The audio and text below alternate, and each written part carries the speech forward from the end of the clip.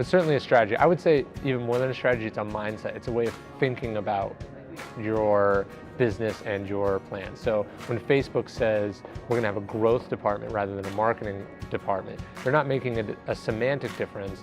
They're making a sort of a mindset difference about what they're going to think about and what their priorities are going to be. It's very metric driven. It's very data driven.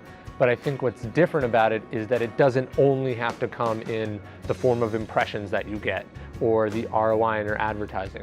It's Dropbox creating a referral program. It's Airbnb sending out freelance photographers to photograph their listings because it's a key metric. Or it's Twitter rolling out the suggested users list to create more user retention. So at the end of the day, if it grows the business or it keeps customers in the business, which is another form of growth, then it's growth hacking. But it's got to be trackable. It's not just, hey, I hope this is working or I think this is working. Airbnb deciding or understanding that Craigslist is a much bigger platform and that that's where the users are, and coming up with a way, having their programmers come up with a way that cross-posts the listings that you would put on Airbnb, a much smaller site, and then syndicates them on Craigslist, and getting access to those users, bringing them into your service, is something that a traditional marketer would never do.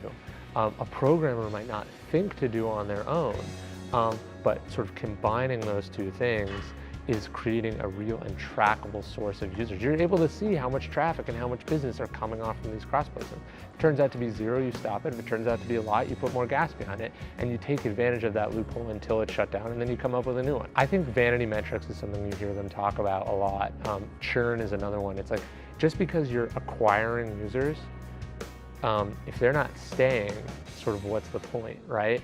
Just because, you hear like, oh, we got 1 million hits or 1 million views. It's like, what a growth hacker thinks is, but what percentage of those people converted into, the action that you need for your business? And is that action itself, stripped of vanity and pretension? So it's not just, hey, we got someone to sign up or we got someone to buy something, but what's their long-term value? How are we planning on keeping them as a customer? These sort of things.